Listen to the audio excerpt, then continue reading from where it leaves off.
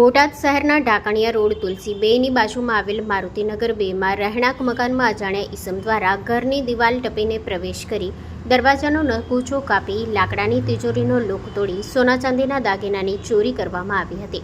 આ અંગે Botad town police સ્ટેશનમાં અજાણ્યા ઈસમ વિરુદ્ધ ઘરફોડ ચોરીનો ગુનો નોંધાયો હતો.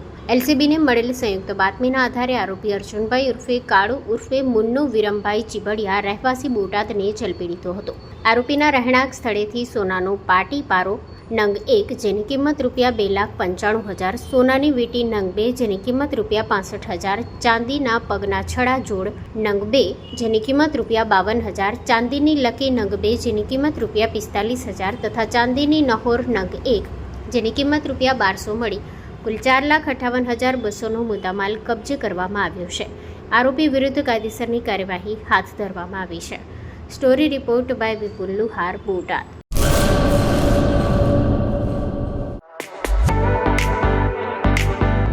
Dharmasut Suzuki,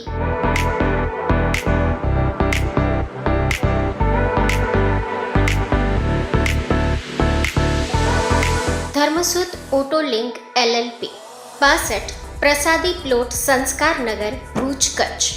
mobile number 9825553691.